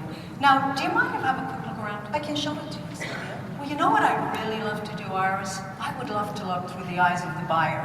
So if you and Charles would go into the kitchen, and I'll meet you in a few moments. Is that okay? Sure. That's perfect. Fabulous. Thank you. Sylvia, please have a seat. Thank you, Charles.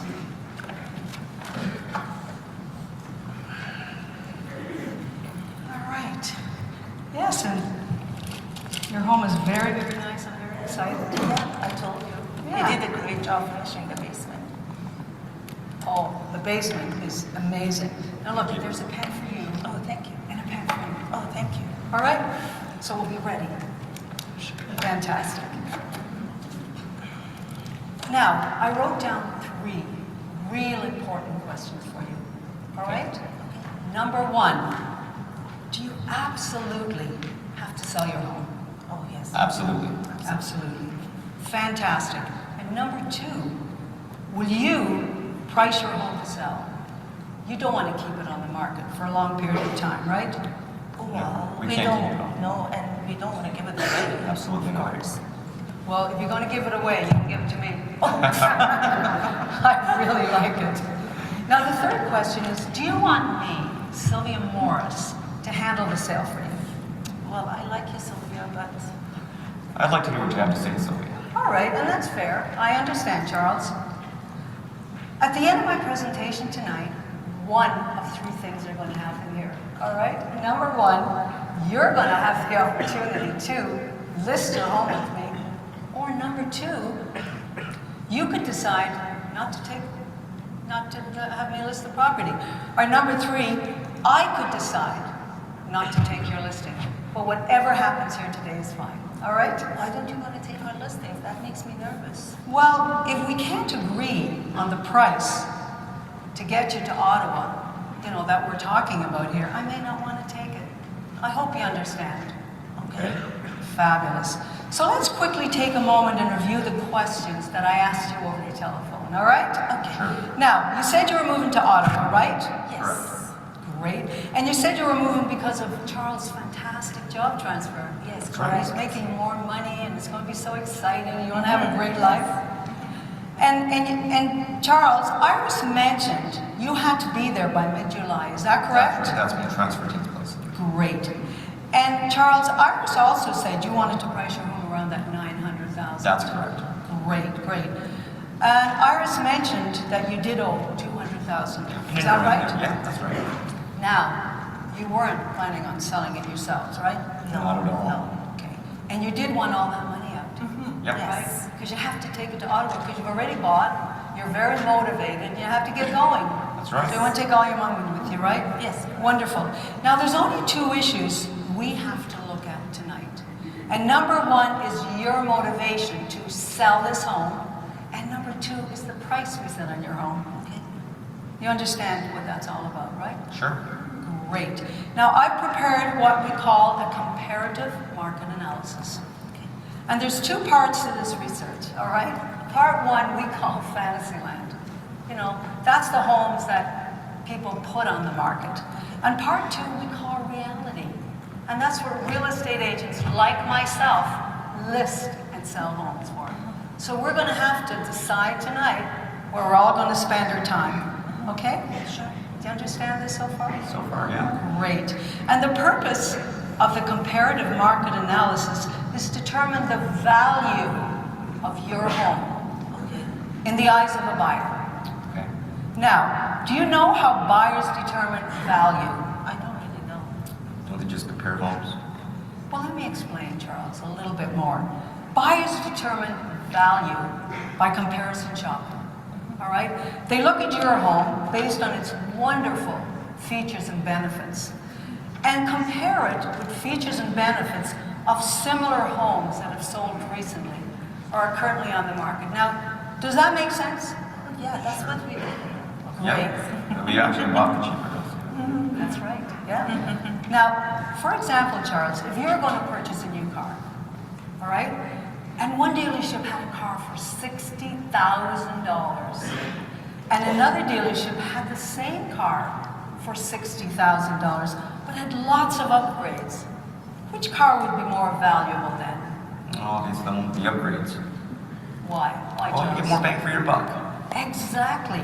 But what if that first dealership put the car with no upgrades on sale for $50,000? Which would be better value then? The cheaper one, obviously. Of course. Why, Charles? Well, just buy the cheaper one and I can do to it what I wanted. Exactly. So you can see, if you want to increase value, you either lower the price, or B, you have more features and benefits for the same price. Does that make sense? So far, yeah. Great, great. So unless you're planning to add more features and benefits to your home between now and tonight, by the time I list it, are you? Not Oh, at all. Okay, so price is the only issue.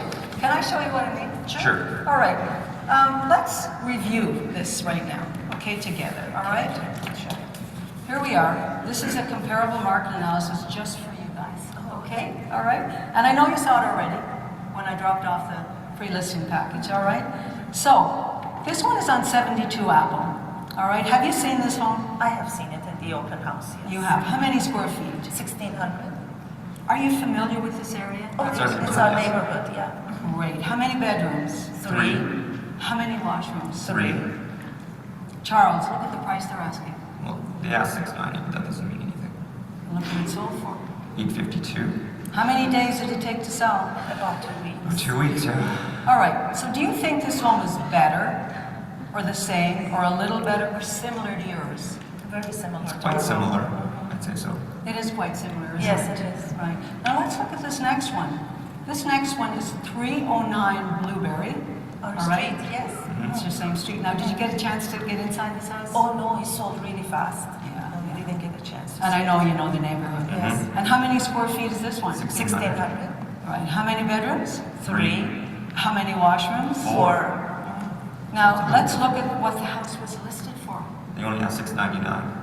$699. But look what it sold for. 836, that's it. That's it. Yeah. How many days was this on the market? Only 5 days. 5 days. So do you think this house is better, a little better, similar to yours? Well, we didn't get a chance to see it, but I imagine it's. It has an extra It's got the extra bathroom. It does have the extra bathroom. Yeah. Okay. No, because you got the 3. Yeah, right. Yes. All right. So let's look at this 157 Banana. Okay. Have you seen this home? No, we didn't get a chance No. to see that one sold Right. fast too. Yeah, it did. How many square feet? 2,000. Are you familiar with this neighborhood? This is around Yeah, the it's around the corner. corner. Yeah. How many bedrooms? 3 plus plus one. 1. 3 plus 1. Charles, do you see that? Yeah. All right. How many washrooms? 3. And look at the price it was listed at. He only has 788. And look what it sold for. 900. That's my 900. That's what I want. How many days is it on the market, Charles? Oh, just over a week. All right. Charles, are you still thinking about that 900? Yes, I am. All right. So let me show you what's on the market right now. And there's only one in your neighborhood. All right. So this is 220 Blueberry Avenue. All right. I'm sorry, 160 Blueberry. Yeah. Okay. How many square feet? 1600. Okay. Have you seen this home at all? Oh yes, it's been A on the while market ago. for a long time. How many bedrooms? 3. 3. And how many washrooms? 3. Now, what price is it listed at? 869. 869. Okay, and how many days have been on the market? It's been a month and a half. Yeah, Way so too long. what do you think? Look at all these. When you look at all these ones Yes. that have sold. I think my house is better. Charles, you have a beautiful home and you have spent a lot of money on this home. Yeah. However, you need to be in Ottawa by mid-July, right? Yes. That's right. All right? And that's really, really important Yes, for you it guys. is. It is very good. So let me ask you a question. What price do you feel we should use to create value in the eyes of the buyer and get someone to decide to buy your home versus that competition? 900,000. So Charles, you're still at that 900. That's right. Well, now that you've seen these prices, I'm going to recommend a price of $850. Based on what you and I have seen here tonight. Charles, will you and Iris list your home with me for that price tonight? Well, Sylvia, can't we just ask for 900 and come down later? You mean you want to list high Yeah. and come down later? Yeah. I understand, Charles, you want to list high to leave room for negotiating. That's correct. But have you considered the problem that creates for you? Not really. Well, you know, most people won't even bother looking at homes that are priced too high. Oh, that makes me nervous. Yes, it should make you nervous considering you've already bought a home in Ottawa and you've got to get your home sold. Would you rather have a bidding war on your home or not have an opportunity to negotiate any offers at all? Oh no, I love bidding wars. I prefer to do more, sure. I love bidding wars. Yeah, bidding wars are great. Because that's when you get more than what you're asking. Like all the souls you saw. They all had bidding wars. Yeah. Correct? Yes. So let me ask you a question. What price do you absolutely have to have? Still comfortable with 900. Ouch. Well, you know, based on that, there's a couple of really important questions I need to ask you. Is that okay? Sure. Okay.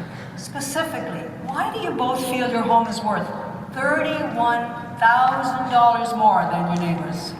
Well, Sylvia, I spent a lot of money upgrading these beautiful seafoam carpets that you see. And I painted the entire house, right? Just getting ready for, to be sold. And I got the stainless steel appliances. Like, that's gotta be worth something. Charles, you know, and I agree with you. You You two have done a wonderful job to your home. But Charles, do you honestly think your carpet appreciated over the last year? Well, not really. Let's be honest, it has depreciated, right? In today's market, that means you simply brought your home up to selling standards, right? Perhaps. Now, all homes do need carpet and paint, right? Sure. Let me ask you a question.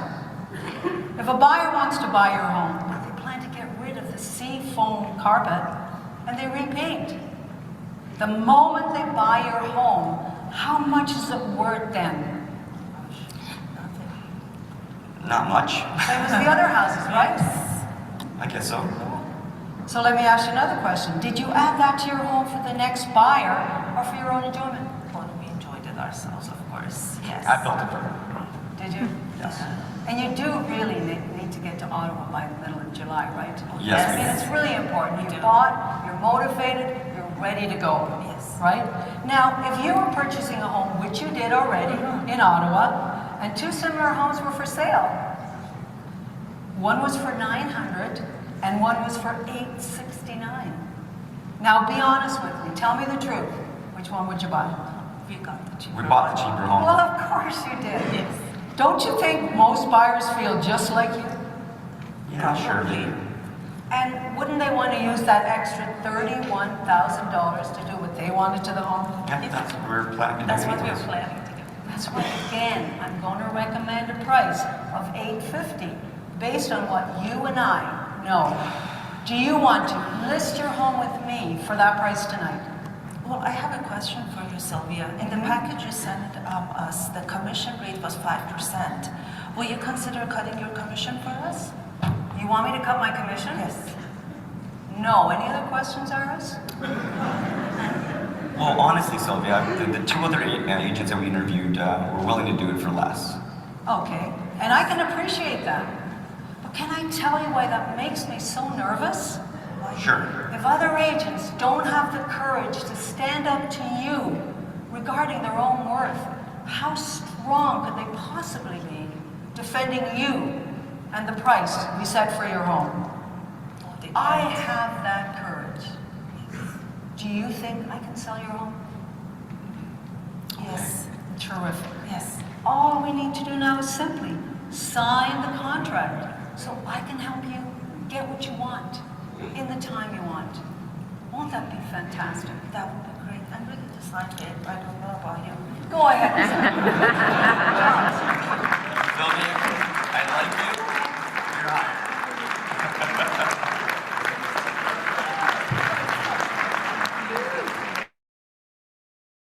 All right, what did you think of that? Very good. So we recorded that in 2016. So obviously the prices have changed a little bit. But I am going to be sending you guys a copy. These are actually two separate scripts. One is the pre-listing, right? Conversation that you're going to have prior to showing up. And then the other one is the actual CMA listing presentation. Now, this is cookie cutter, okay? Not all presentations go this way, but what we try to do is we try to create a canned presentation for you guys that you can customize and personalize. Now, was there anything about that presentation that made any of you nervous? That commission part, I guess, when they asked for a reduction, how you can stand up and defend. And she did a good job of it because, I mean, you got to sell the value. She sold the value, and that was the most important thing. In her presentation, she sold herself really well, and that bought the commission at 5. So it's all. Do it's any of you know Sylvia Morris? She's a What's very that? good friend of mine. Sorry. She sells on average 175 houses a year. Wow. Wow. I've been to her home. Backs out onto water in Markham. You know the Markham Main Street? And they have a 2-good pond? She lives in one of those homes that backs onto the pond. Okay. Okay. She's part of Century 21 Leading Edge, but she owns her own personal office on Main Street, Markham. and she's a former senior coach, the Mike Ferry organization. She doesn't coach anymore, but she was kind enough, because she's a personal friend of mine, right, to come up on the stage and demonstrate the listing presentation in front of 2,000 real estate practitioners back in 2016. And you will actually often hear Mike Ferry refer to her when he's up here in Canada. I'm actually going to be inviting all of you, right, to join me, right, because Mike's actually coming to Canada next month. And so if you're interested, I am going to be raffling off some tickets to get in for free. How's that sound? I'm in. Okay, so I want you guys to be able to experience. Now, a lot of people like to poo-poo coaching, but why? If there's something to be learned and something to be gained, even if it just sparks a little bit of confidence, wouldn't you be interested? The more you learn, the more you earn. That's right. Now, here's something that you guys can write down. Ignorance breeds fear. When you ignore things, pretending they don't exist, you're actually more scared. It actually creates fear. But knowledge creates confidence. If you want to seem confident in front of a client, you need to have as much knowledge as possible. You need to predetermine what the questions might actually be and be prepared with those responses. And then and only then can you walk into a presentation with your head up high and say, I got this.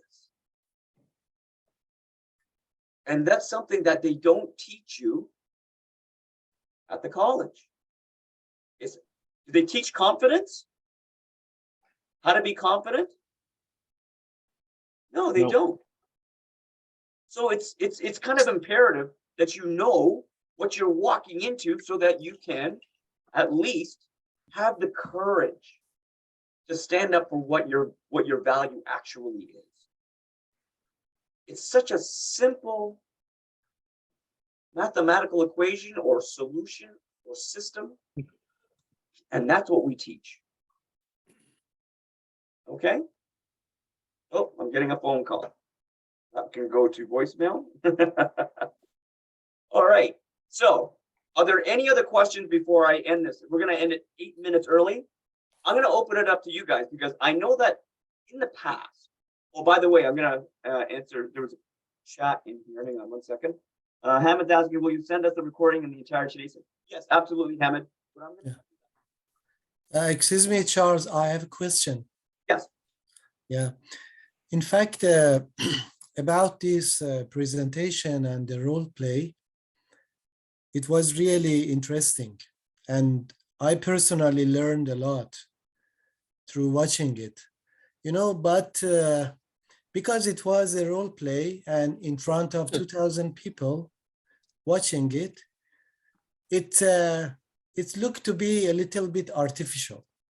Yes. Okay, it was artificial. Yes. Yeah. You picked up on that because yeah. Now I have a suggestion.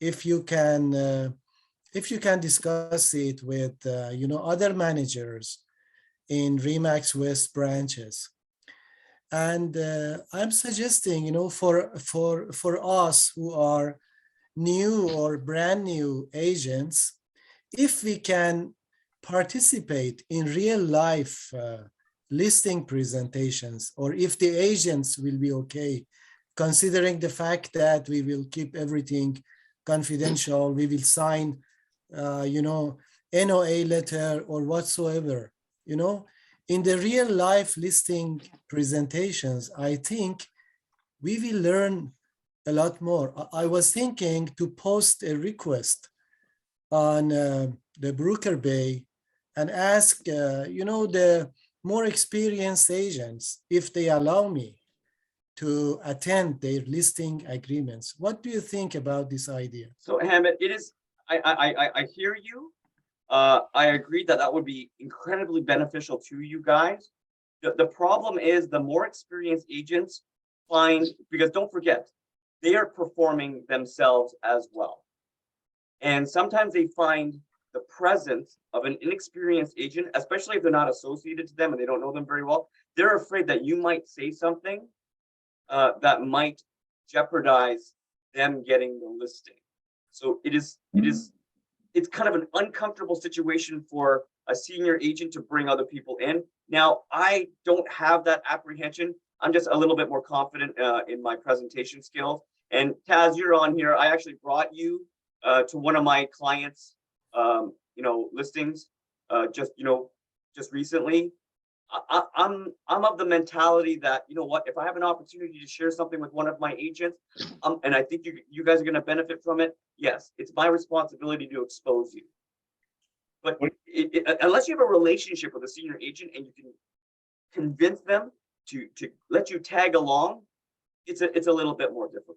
We can, they can introduce us as a trainee, because really in the real life, we are trainees and we will be committed to be silent, So you don't have to convince me. If Hamid, if you're one of my agents, I would love to bring you on a listing presentation, right? However, it's convincing somebody that is in and around you. Like, I'm not sure which office you work for, but I'm sure you know the top producers in your office. If you can convince one of them to allow you to do this, by all means, take that opportunity.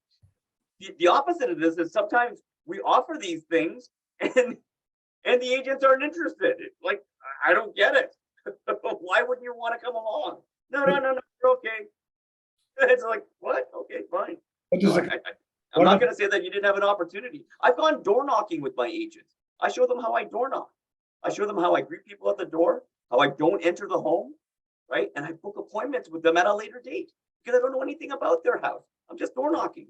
I want to knock on 200 doors, 100 doors that way, 100 doors that way. Okay, and what am I doing? I'm just filling my calendar with appointments.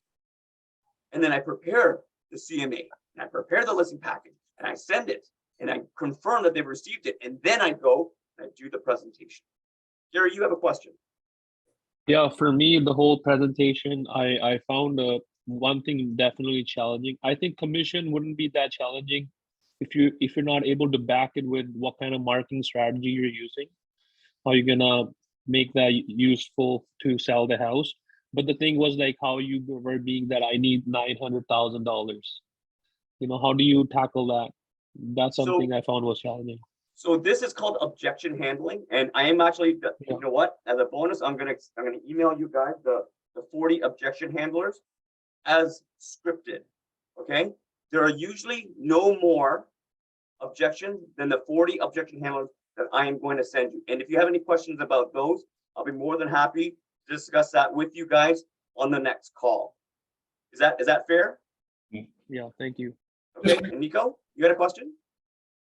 Charles, just quickly, how does a potential client feel with you having another person there? So when I usually do the presentations with like one of my new agents, I find that I wouldn't do it unless I kind of psychologically knew that the client wouldn't mind in the first place. But there are certain circumstances, like I might not know, like someone like a past client or someone that was past client, that, you know what, that is a high percentage play that I'm going to go walk in and just going to get that listing, right? But when you have been contacted out of the blue, let's say it's a neighbor, I just sold this house, and then the neighbor, who I don't know, and they don't know me, says, I see you just sold that house. Would you mind coming in and take a look at my house? And then I suddenly show up with a newbie. I don't know how they're going to respond, right? They may be offended by it, or they may be like, oh yeah, that's cool. Would you ask? I don't know. Would you ask permission before bringing the person over? And that's another thing. Obviously, say, you know what, Mr. and Mrs. Seller, right? I just want to let you know that I am training somebody at this very moment. Would you be offended if I brought them to come and see, right, how I operate? Yeah. And yeah, that's a great suggestion, Tony. Okay. Nico. Hi.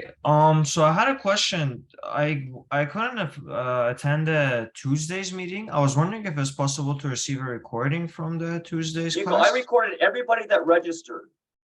So did you not get that? I got I it. wasn't able to register. I registered today. Today was my first. Oh, okay. So Nico, what I'm gonna do, I'm gonna look for you. That's another thing I'm gonna write down. So you want day one? Yeah, day one. Today was day two, right? Yeah, today's Or day two. Thursday. Okay. Okay, I'll send it to you. All right. Thank you. And the Mike Ferry tickets you talked about. When is the date for that? You know what? I'm gonna post email that I received from them. Oops. It's called Finish Strong.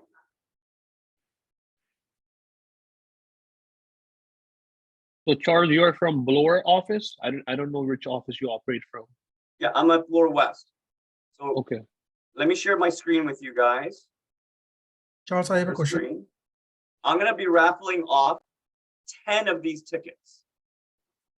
Now, this price, $147.50, is 50% off. Why is it 50%? So if you're actually gonna, you could call Mike Ferry's organization October 4th to 6th, 4, 5, and 6, 3 days. And it's Mike Ferry himself. It's not one of his coaches. Okay? I'm gonna be buying 10 tickets and I'm gonna be raffling them off. Now, if you call Mike Ferry, the thing's gonna be $300 US dollars to you. But because I'm an executive management group member, now it's called an elite broker, I get a discount when buying these tickets. So even if you don't win the raffle, I'm gonna send this poster to you guys. You can call it Dominic, right? And you can order tickets directly from Dominic. But wait until I order my tickets. I'm gonna be talking about that on September 22nd. Yep. Okay? On the classes? At the end of that Of the class. class. Okay, So if okay. you make it through the end of the 22nd of September with me, you're automatic. I'm gonna automatically put you into the draw, but I'm gonna need confirmation. I'm not just gonna give you a ticket if you're not gonna show up. Right? So I'll put everybody's name in, and if I draw your name and you commit to going, I will give your name to Mike Ferry, and you're gonna receive a ticket to that event. Thank It only you. costs me $147.50. I get to go for free because I pay thousands of dollars to this organization as one of their premier brokers. So if you win the ticket, you're paying $147.50, right? No, you don't pay anything. I bought it for you. Oh, okay, thanks. That's a good gift. Now, it's a commitment. It's 3 days in That's- October. But when I first attended I actually got introduced to Mike Ferry through the RE/MAX organization. Back in the day, they had this thing called Kickstart downtown at the Metro Convention Center, and I didn't know who this guy was. You want to know what he said to me that caught my attention? There are a lot more people that you don't know than you do know. I need those people. And he was right. He's always been right. You think you can be a success? Yeah, you can make a living in real estate by only talking to people that you know. I'm not going to argue that. If you want to be a top producer, you want to sell 175 homes a year, like Sylvia Morris, do you not think that she's talking to people that she's never met before? Yeah. See, that should be your realization. So how are you going to talk to people that don't know you? They don't like you yet. And hell, they don't trust you. How do you convince these people to work with you? Okay? So as an elite member, I'm offering this either the discount if you don't win the draw, or you get a free ticket and you get to come with me. How's that sound? Amazing. So Christmas came early for me, for sure. Hopefully, fingers crossed. All right. So I'm gonna reiterate how important it is to carry through right up until the very end with me. Okay? Because the best is yet to come. These courses just get better and better and better. This course used to be a 1-week course, 4 days in a row. But the feedback that I got from my agent 12 years ago, it's too hard. It's too draining. It was information overload. And so I stopped doing it that way, and I broke it up. It's 2 days a week separated by a day in between, spread over 2 weeks. If that's too much for you, I don't know how you're going to survive in this business. But 3 days, 8 hours a day, right? Getting nothing but stuff like this. And you're going to be surrounded by other top producers and like-minded people just like you. And here's the best part: when you gotta bring a box of cards. You're looking for a role play partner. You want to practice these scripts, right? Go to the front row. I invite everyone to come to the front row because that's where I'm going to be sitting. Guess what? I want you to give your card to a top producer because they're all the ones that are going to be sitting in the front row. You don't want to give your card to someone sitting in the back who's afraid to show his face. That's the last person you want to deal with. You want to go to the front of the seminar, and you're going to introduce yourself and give a card to every single one of those people and say, I'm looking for a role play partner. And I want you to practice, practice, practice until you sound like a real estate agent. How does that sound? Okay? Guys, we've gone over the time a little bit. I want to thank you guys for joining me today. And for teaching. Hey, I've been teaching this for 12 years, guys. So here's what I'm going to do. I have a pretty good internet connection, but it takes a long time to take this video and spool it up to YouTube. So you will receive that thing first thing in the morning tomorrow morning. Okay, as long as with any attachment. And Nico, I've got your name here. I'm going to look for you, and I'm going to backtrack. I'll send you what I sent everybody on Wednesday morning. Sound fair? Yeah, thank you so much. You're very welcome, guys. Okay, thank you for joining me, and I look forward to seeing you guys next Tuesday. Thank you, Same Charles. same Thanks a time. lot. Have a wonderful Thanks, evening. Charles. Good night, Yeah, guys. thank you, everyone. Thanks, Charles. Take care.